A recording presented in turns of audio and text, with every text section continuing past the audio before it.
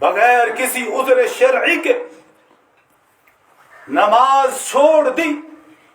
وہ کافر ہو گیا۔ اس کی تشریح میں ائمہ اربعہ میں سے 3 امام،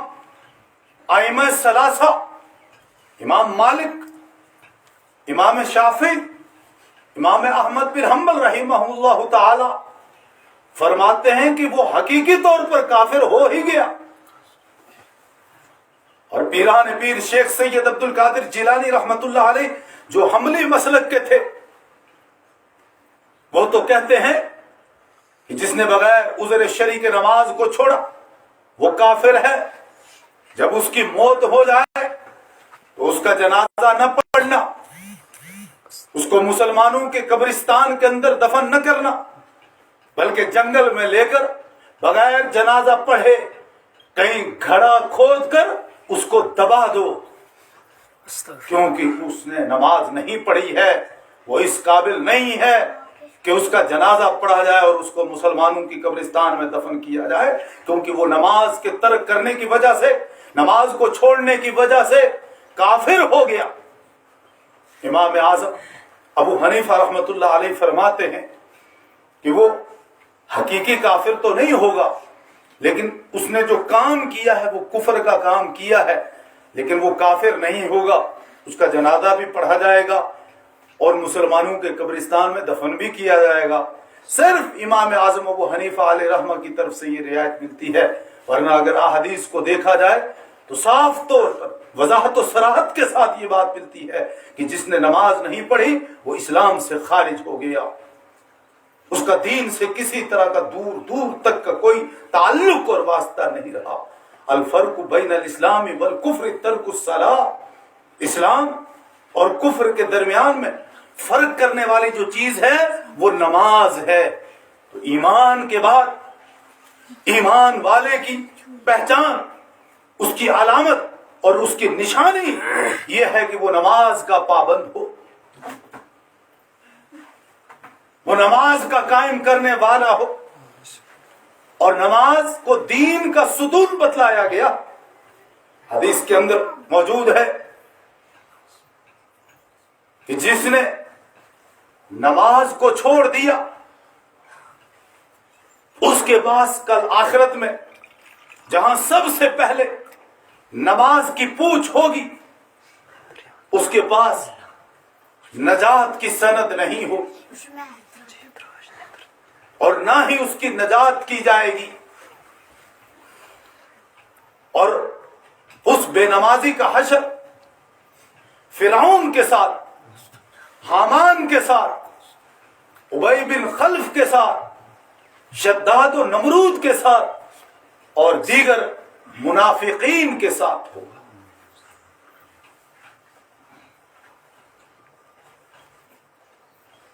اور نماز چھوڑنے والے کے لیے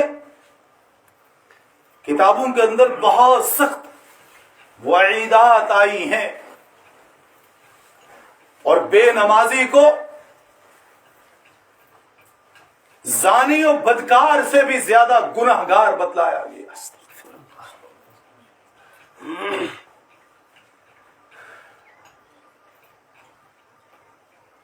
حضرت مفتی عبد الرحیم صاحب لاج پوری نور اللہ مرکزہ نے نماز کی ایک کتاب لکھی ہے، اس کتاب کے اندر یہ واقعہ موجود ہے کہ ایک مرتبہ ایک خاتون حضرت موسیٰ کلیم اللہ علیہ الصلاۃ والتسلیم کی خدمت میں حاضر ہوئی اور عرض کرنے لگی، اے اللہ کے کلیم، مجھ سے ایک گناہ صادر ہو گیا ہے، میں اس گناہ کی معافی کے لیے آپ کی خدمت میں حاضر ہوئی ہوں، کیا آپ اپنے رب سے میرے لیے معافی کی درخواست کریں، معافی کی دعا کریں؟ کا بتلا تو صحیح، تجھ سے کیا گناہ سرزد ہوا ہے؟ تو مجھ سے زنا کا ارتکاب ہوا۔ پھر پھر میں حاملہ ہو گئی، پھر بچہ تولد ہوا، تو میں نے شرم کے مارے اس بچے کا قتل کر کے اس کو دبا دیا، دفن کر دیا۔ موسیٰ علیہ السلام بڑے جلالی پیغمبر تھے، جلال میں آگے اور اس عورت سے کہا دفع ہو جا، تو یہاں میرے قریب بیٹھنے کے لائق نہیں ہے، دفع ہو جا، تیری نحوست یہاں چھا جائے گی۔ وہ عورت روتے ہوئے اٹھ کر چلی گئی۔ اللہ رب العزت کی جانب سے جبریل علیہ السلام کو حکم ہوا، جائیے اور میرے کلیم موسیٰ علیہ السلام سے دریافت کیجئے کہ کیا اس عورت سے بڑا کوئی گناہگار تمہاری نظر میں نہیں ہے۔ جبریل علیہ السلام نے موسیٰ علیہ السلام سے آ کر معلوم کیا کہ رب پوچھتا ہے کہ اس عورت سے زیادہ گناہگار آپ کی نگاہ میں کوئی نہیں ہے۔ موسیٰ علیہ السلام فرمانے لگے کہ ہاں، اس سے بڑھ کر اور کون گناہگار ہو سکتا ہے، جس نے زناکاری کا ارتکاب بھی کیا، بدکاری کو بھی انجام دیا، اس کے بعد بچہ بھی پیدا ہوا اور پھر اس بچے کا قتل ناحق بھی کر دیا، تو اس سے بڑا اور کون گناہگار ہوتا ہے۔ جبریل نے کہا اے موسیٰ سن، میرا اور آپ کا رب فرماتا ہے کہ جس شخص نے ایک وقت کی نماز بھی چھوڑ دی، وہ اس بدکار اور قتل ناحق کرنے والی عورت سے بھی زیادہ بڑا گناہگار۔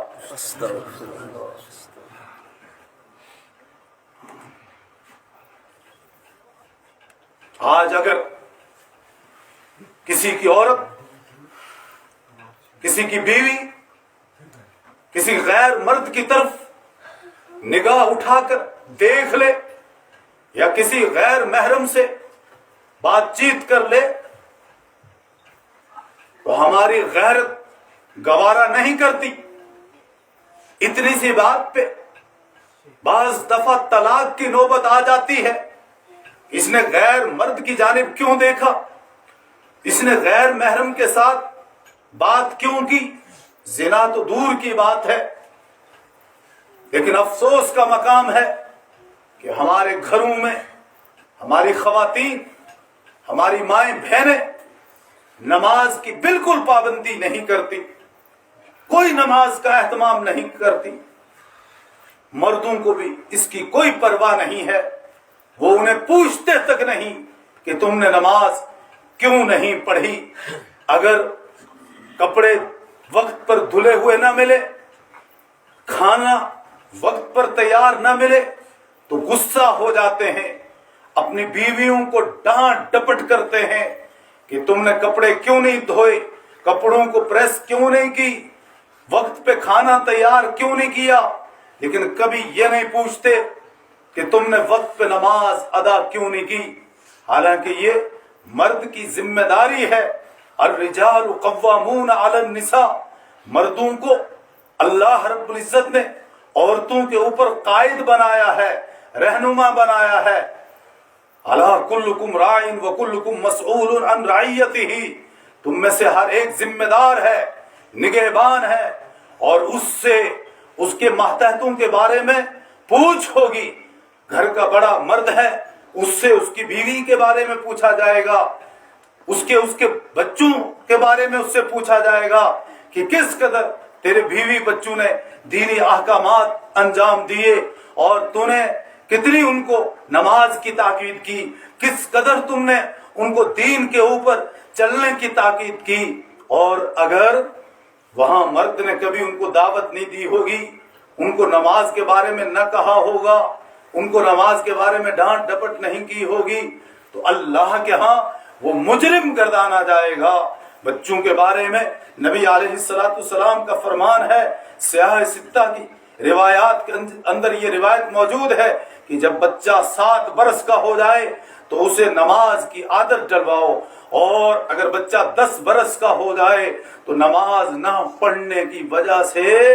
اس کو مارو، اس کو پیٹو، हालांकि नबी अलैहिस्सलाम बच्चों के ऊपर बहुत मुशफिक थे, बच्चों के लिए बहुत मेहरबान थे, बच्चों के साथ शफकत और मेहरबानी का मामला फरमाया करते थे। लेकिन इसके बावजूद नबी अलैहिस्सलाम ने बड़ी शिद्दत के साथ ये ताकीदी हुक्म फरमाया कि बच्चा 7 बरस का हो जाए तो नमाज की आदत डलवाइए, 10 बरस का हो जाए अगर वो नमाज न पढ़े तो नमाज न पढ़ने पर उसकी पिटाई कीजिए, उसको मारिए और मार कर उससे नमाज पढ़वाइए। कितनी ताकीद की गई है, लेकिन हमें इस बात का एहसास ही नहीं है कि हमारी भी कोई जिम्मेदारी है। और फिर जब बच्चे बड़े हो जाते हैं और फिर कभी माएँ आती हैं, कभी बाप आते हैं और कहते हैं मौलवी साहब बच्चा नाफरमान हो गया है, बच्चा नमाज नहीं पढ़ रहा है, बच्चा मेरे सामने बोलता है, माँ को डांट डपट करता है। और बाज दफा ऐसे वाकयात भी आए, ऐसी शिकायत भी आई कि माँ ने आकर ये कहा कि बच्चे ने मुझे थप्पड़ मारा, मेरे जवान बेटे ने मेरे मुंह के ऊपर, चेहरे के ऊपर थप्पड़ रसीद किया। बाप कहता है मेरे जवान बेटे ने मुझे धक्का दिया, मेरे जवान बेटे ने मेरा गिरबान पकड़ लिया। क्यों ये वाकयात पेश आते हैं? इस वजह से कि जो हमने अपनी जिम्मेदारी अदा करनी थी उस जिम्मेदारी को हमने अंजाम नहीं दिया, और बच्चों की जिस वक्त हमने इस्लाह करनी थी वो बर वक्त हमने इस्लाह नहीं की। अब वो बड़े हो गए, पहले लाड प्यार किया, अभी बच्चा है, अभी दूध पीता है, अभी बालिग नहीं हुआ है, अभी नाबालिग है, अभी छोटा है, अभी पढ़ाई का जोर है, अभी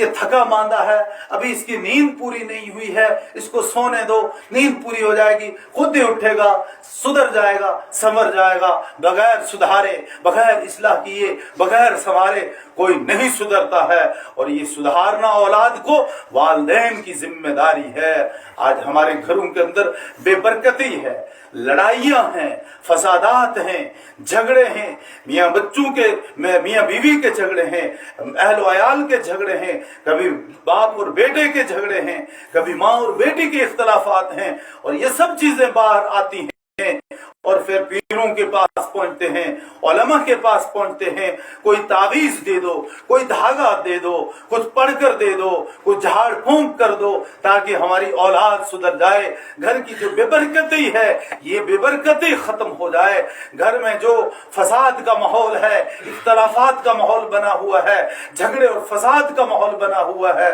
और घर में नहूसत फैली हुई है, ये नहूसत खत्म हो जाए, ये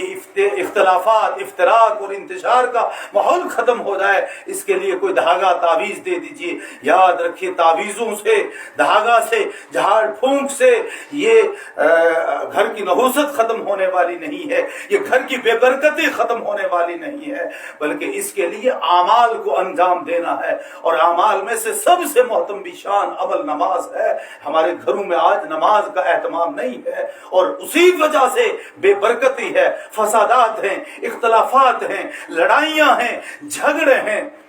वो एक रिवायत जिस पर मुहद्दिसीन ने बड़ा कलाम भी किया है, बाज ने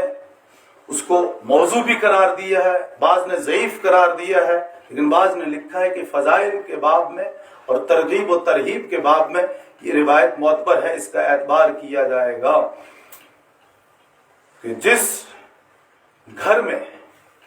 बेनमाजी हो उस बेनमाजी की नहूसत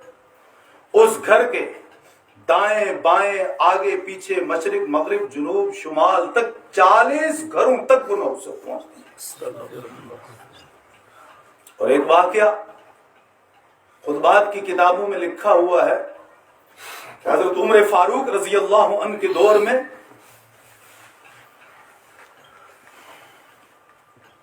एक बूढ़िया उनकी खिदमत में हाजिर हुई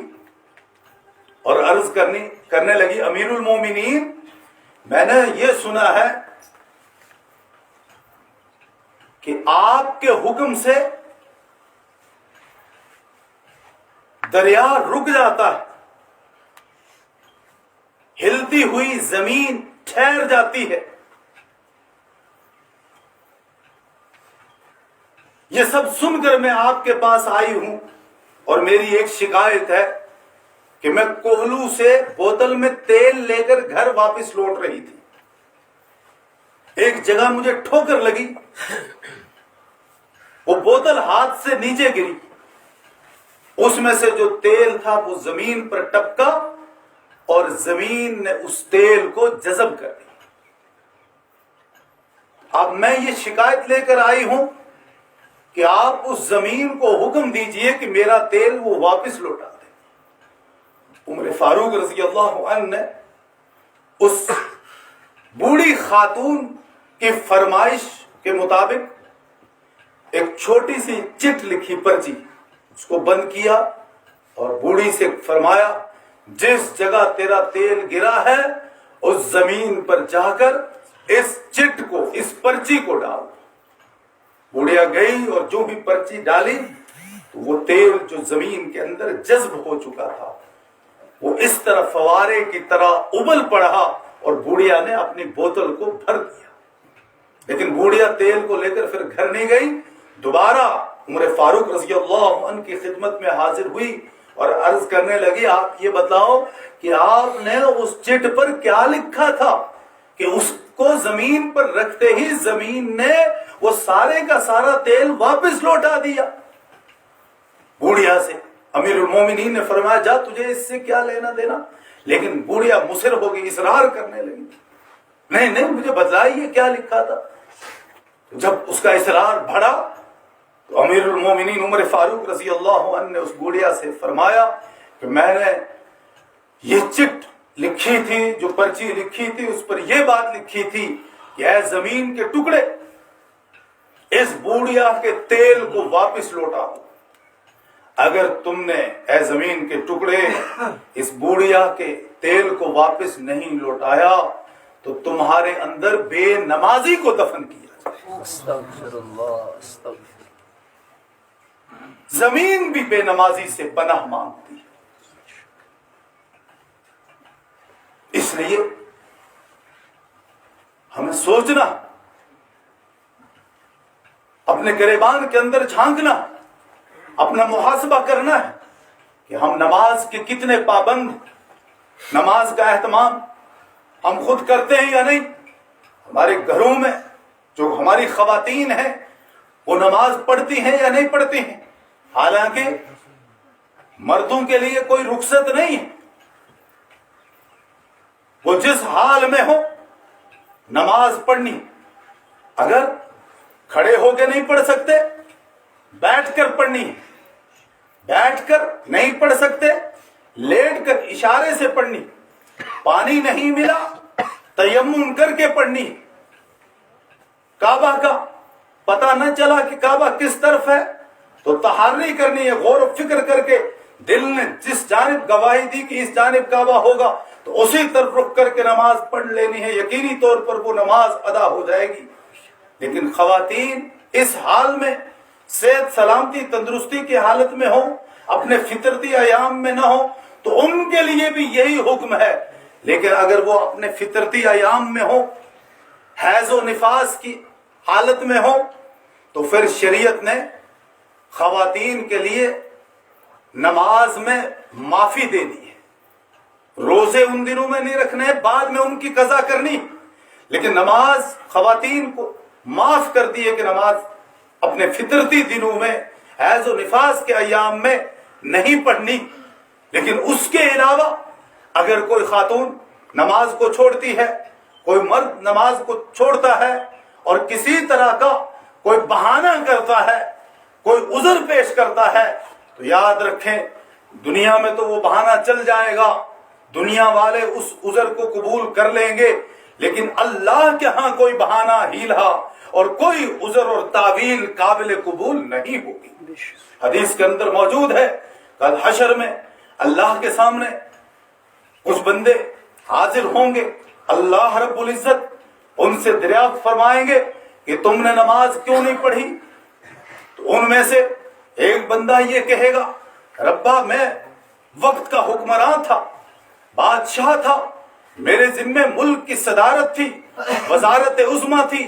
میں وزیر اعلیٰ تھا، میں منسٹر تھا، میں ایم ایل اے تھا، میں علاقے کا سرپنچ تھا، چوکیدار تھا، نمبردار تھا، مجھے فرصت ہی نہیں ملتی تھی نماز پڑھنے کی۔ تو اللہ رب العزت حضرت داؤد علیہ السلام اور حضرت سلیمان علیہ السلام کو پیش فرمائیں گے اور اس हुक्मरान से जो कह रहा था कि मैं हुक्मरानी की वजह से इस कदर उमूर थे, इतने काम की भीड़ थी कि मैं नमाज नहीं पढ़ सका। पूछेंगे तू ज्यादा मशगूल था, तेरी हुक्मरानी ने तुझे ज्यादा मसरूफ रखा, या मेरे दाऊद और सुलेमान की हुक्मरानी ज्यादा थी, ये ज्यादा मशगूल और मसरूफ थे? तो वो बंदा अर्ज करेगा रब्बा तेरे दाऊद और सुलेमान ज्यादा मशगूल और मसरूफ थे। कहा सुन ले, फिर तेरा कोई बहाना नहीं चलेगा। फरिश्तों को हुक्म होगा ले जाओ इसको घसीट कर जहन्नम के अंदर डाल दो। फरिश्ते अल्लाह के हुक्म की तामील करते हुए उस बेनमाजी को घसीट कर ले जाकर जहन्नम के अंदर डालेंगे। इसी तरह एक और शख्स को पूछा जाएगा तुमने नमाज क्यों नहीं पढ़ी? वो कहेगा जी मैं अक्सर बीमार रहता था, बीमारी की वजह से मैं नमाज नहीं पढ़ सका। अल्लाह रब्बुल इज्जत हजरत अय्यूब अलैहिस्सलाम को पेश फरमाएंगे और इस बेनमाजी बंदे से पूछेंगे मेरा अय्यूब ज्यादा बीमार रहा या तुम ज्यादा बीमार रहे? वो बंदा अर्ज करेगा कि रब्बा आपके बंदे अय्यूब अलैहिस्सलाम ज्यादा बीमार रहे। और कुतुब तफासीर के अंदर मौजूद है कि मुसलसल 18 साल तक हजरत अय्यूब अलैहिस्सलाम बीमार रहे, लेकिन कभी भी पलक झपकने के बराबर अल्लाह रब्बुल इज्जत की नाफरमानी नहीं की। हमेशा अपने खालिक व मालिक अल्लाह रब्बुल इज्जत की बंदगी करते रहे, अल्लाह के अहकामात की ताबेदारी करते रहे, अल्लाह के अहकामात के और अल्लाह के फरमुदात की फरमाबरदारी करते रहे। उस वक्त की जिस तरह की नमाजों की पढ़ने की जो ताकीद थी उस तरह नमाजों की पाबंदी करते रहे। अल्लाह रब्बुल इज्जत फरमाएंगे सुन लिया तुमने, खुद तुम इकरार कर रहे हो कि अय्यूब अलैहिस्सलाम मुझसे ज्यादा बीमार थे, लिहाजा तुम्हारी बीमारी का उज़र यहाँ काबिल कबूल नहीं है। फरिश्तों को हुक्म होगा ले जाओ इसे भी घसीट कर जहन्नम के अंदर डाल दो। फरिश्ते आएंगे और उसे घसीट कर जहन्नम के अंदर ले जाकर डाल देंगे। इसी तरह एक और शख्स को अल्लाह रब्बुल इज्जत पूछेंगे तूने नमाज क्यों नहीं पढ़ी? तो वो शख्स बहाना करेगा मेरे अहल व अयाल बहुत ज्यादा थे, मैं उनके लिए तलाश माश के सिलसिले में रहता था, रोजी रिज्क कमाने के लिए मसरूफ रहता था, और जिसकी वजह से मैं नमाज अदा नहीं कर सका। अल्लाह रब्बुल इज्जत अपने बंदे हजरत याकूब अलैहिस्सलाम को पेश फरमाएंगे और उस बेनमाजी से पूछेंगे मेरे याकूब की औलाद ज्यादा थी या तुम्हारी औलाद ज्यादा थी? वो बंदा अर्ज करेगा कि रब्बा आपके बंदे याकूब अलैहिस्सलाम की औलाद ज्यादा थी। रब फरमाएगा इन्होंने कभी भी मेरी नाफरमानी नहीं की, कभी नमाज नहीं छोड़ी, लिहाजा तुम्हारा अहल व अयाल और औलाद का बहाना यहाँ काबिल कबूल नहीं होगा। फरिश्तों को हुक्म होगा ले जाओ इसे भी जहन्नम में डाल दो। फरिश्ते घसीट कर उसे भी जहन्नम में डाल देंगे। इसी तरह एक औरत पेश होगी और उस बेनमाजी औरत से अल्लाह रब्बुल इज्जत पूछेंगे तुमने नमाज क्यों नहीं पढ़ी? तो वो औरत कहेगी मेरा शोहर बहुत जालिम था, जाबिर था, छोटी छोटी बातों पे मुझे डांट डपट करता था, इसलिए उसके जुल्म सितम की वजह से मैं बहुत तंग थी और मैं नमाज नहीं पढ़ सकी। तो अल्लाह रब्बुल इज्जत फरमाएंगे मुझे ये बतला कि फिरौन की बीवी आसिया रजी अल्लाह अन्हा का शोहर फिरौन ज्यादा जालिम था या तेरा शोहर ज्यादा जालिम था?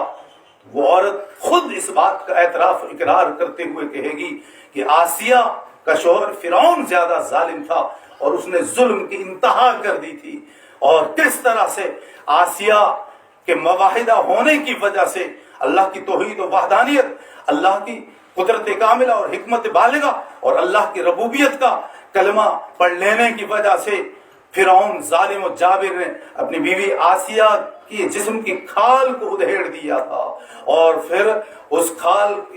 को उधेड़ कर उनके जिस्म के ऊपर नमक और मिर्च का छिड़काव किया था और फिर मकान और जो उनका शाही महल था उस महल के सामने सहन के अंदर उन्हें लिटाकर उनके पांव और उनके हाथों में बड़े बड़े और जिस्म में कील मेखें गाड़ दी थी और फिर उनकी निगाह उस महल पर रखी। देखो تو اسی حالت میں مر جائے گی اور یہ محل تجھ سے چھوٹ جائے گا، یہ عیش و آرام تجھ سے چھوٹ جائے گا، یہ سکون تم سے چھین لیا جائے گا۔ لہذا اگر تم چاہتی ہو اس محل میں رہو، اس سکون میں رہو، اس عیش و عشرت میں رہو، تو جس کا تم نے کلمہ پڑھا ہے اس کا انکار کر دو، موسیٰ کلیم اللہ کی نبوت کا رسالت کا انکار کر دو، اللہ کی توحید و وحدانیت کا انکار کر دو۔ تو آسیہ نے کہا میری جان جا سکتی ہے، میں اپنی جان کا نذرانہ پیش کر سکتی ہوں، لیکن اللہ کی توحید و وحدانیت کو کبھی بھی نہیں چھوڑ سکتی ہوں، اللہ کی ربوبیت کی منکر نہیں ہو سکتی ہوں، اللہ کی قدرت کاملہ اور حکمت بالغہ کا کبھی میں انکار نہیں کر سکتی ہوں۔ تو کتنا ظلم کیا تھا فرعون نے اپنی بیوی آسیہ علیہ السلام کے اوپر۔ تو اللہ رب العزت اس بے نمازی عورت سے فرمائیں گے اس ظلم و ستم کے باوجود بھی آسیہ نے کبھی نماز نہیں چھوڑی، اے خاتون تو جھوٹی ہے، لہذا فرشتوں کو حکم ہوگا لے جاؤ اس خاتون کو گھسیٹ کر جہنم کے اندر ڈال دو، کیونکہ اس نے نماز نہیں پڑھی۔ لہذا غور کرے، اپنا محاسبہ کرے، اپنی اصلاح کی کوشش کرے، اور یہ نہ دیکھیں وہ نہیں پڑھتا وہ نہیں پڑھتا، دوسروں کو دیکھتے رہو گے تو کبھی اصلاح نہیں ہوگی۔ اپنی ذات سے اصلاح کرنی ہے، خود اپنے آپ سے اصلاح کا آغاز کرنا ہے۔ یا ایھا الذین آمنوا قوا انفسکم واہلکم نارا وقودھا الناس والحجارہ علیہا ملائکۃ غلاظ شداد لا یعصون اللہ ما امرہم ویفعلون ما یؤمرون۔ اللہ رب العزت ایمان والوں کو مخاطب کر کے ارشاد فرما رہے ہیں، اے ایمان والو تم جہنم کی آگ سے اپنے آپ کو، پہلے اپنے آپ کو آیا اور پھر اپنے عیال کو بچاؤ اس جہنم سے جس کا ایندھن انسان اور پتھر بنیں گے۔ جس طرح ہم آگ کو سلگاتے ہیں نا، آگ کو لگاتے ہیں تو اس کے لیے بہت سارے علاقوں میں دنی لاتے ہیں، دنی جانتے ہو نا؟ ہاں، اور کہیں کہیں تیل کا چھڑکاؤ بھی کرتے ہیں، تو اس کو ایندھن کہا جاتا ہے جس سے آگ سلگائی جاتی ہے، دنی کو ایندھن کہا جاتا ہے۔ تو آخرت میں انسانوں کے ذریعے سے اور پتھروں کے ذریعے سے جہنم کی آگ کو سلگایا جائے گا، انسان و جہنم کی آگ کی دینی اور پتھر بنیں گے، ایندھن بنیں گے۔ آپ خود جو ہے ذرا سوچیں، غور و فکر کریں۔ اس لیے اللہ رب العزت فرما رہے ہیں پہلے اپنی اصلاح کرو، اپنے گھر والوں کی اصلاح کرو، اور پھر معاشرے کی اصلاح خود بخود ہو جائے گی، کیونکہ فرد سے افراد وجود میں آتے ہیں اور افراد سے معاشرہ وجود میں آتا ہے، معاشرے اور سماج کی اصلاح ہوتی ہے۔ ہم دوسروں کو دیکھتے رہیں گے، وہ اصلاح کرے گا، وہ اپنی اصلاح کرے گا، وہ سدھرے گا، وہ نماز پڑھے گا، وہ روزے رکھے گا، پھر ہم بھی رکھیں گے، تو کبھی بھی اصلاح ہونے والی نہیں ہے، کبھی بھی سماج کے اندر سدھار آنے والا نہیں ہے۔ اور اللہ رب العزت نے قرآن کریم میں معاشرے کی اصلاح کے لیے فرمایا ہے، ان الصلاۃ تنہا عن الفحشاء والمنکر، کہ بے شک نماز انسان کو فحش اور بے حیائی کے کاموں سے روکتی ہے، گناہ کے کاموں سے، بدکاری کے کاموں سے نماز انسان کو روکتی ہے۔ جو نمازی آدمی ہوگا وہ کبھی فحاشی کے اندر مبتلا نہیں ہو، جو بے نمازی عورت ہوگی وہ کبھی بے پردگی اور عریانیت کے اندر مبتلا نہیں ہو، جو بے نمازی، جو نماز پڑھنے والا انسان ہوگا، نمازی آدمی کبھی بھی شراب نہیں پیے گا، نمازی آدمی کبھی بھی جوا نہیں کھیلے گا، نمازی آدمی کبھی بھی تاش نہیں کھیلے گا، نمازی آدمی کبھی زبان سے کسی کو برا بھلا نہیں کہے گا، نمازی آدمی کبھی جھوٹ نہیں بولے گا، نمازی آدمی کسی کی غیبت نہیں کرے گا، نمازی آدمی کسی پر بہتان نہیں تراشے گا، نمازی آدمی کسی کے ساتھ وعدہ خلافی نہیں کرے گا، کیونکہ اس کو اس کی نماز ان تمام گناہوں سے روکتی ہے۔ اور یہ اللہ نے اپنے قرآن کے اندر فرمایا ہے، ان الصلاۃ تنہا अनिल फ़ाहशाई वल मुनकर। अब यहाँ पर सवाल पैदा होता है, बहुत सारे लोगों को हम देखते हैं, वो तो नमाज भी पढ़ते हैं, जुआ भी खेलते हैं, ताश भी खेलते हैं, नमाज भी पढ़ते हैं, शराब भी पीते हैं, नमाज के पाबंद भी हैं, झूठ भी बोलते हैं, नमाज भी पढ़ते हैं, फौहश काम भी करते हैं, नमाज भी पढ़ते हैं, वादा खिलाफी भी करते हैं, नमाज भी पढ़ते हैं, झूठी कस्में भी खाते हैं, नमाज भी पढ़ते हैं और झूठी गवाहियां भी देते हैं, नमाज भी पढ़ते हैं, एक दूसरे का हक भी गस्ब कर लेते हैं, अमानतों में खयानतें भी करते हैं, जबकि अल्लाह अपने कुरान के अंदर फरमा रहा है इन्न सलात तन्हा अनिल फ़ाहशाई वल मुनकर, कि नमाज गुनाहों के कामों से, फहश कामों से इंसान को रोकती है, आदमियत और इंसानियत के हुदूद के अंदर दाखिल करती है। तो फिर ये लोग क्यों इस तरह गलत कामों का इर्तिकाब करते हैं, क्यों गलत कामों को अंजाम देते हैं, इसकी क्या वजह है? तो हजरात मुफस्सिरीन ने इस आयत के तहत लिखा है कि जिस तरह की नमाज अल्लाह रब्बुल इज्जत को मकसूद और मतलूब है, वैसी नमाज उनकी होती ही नहीं।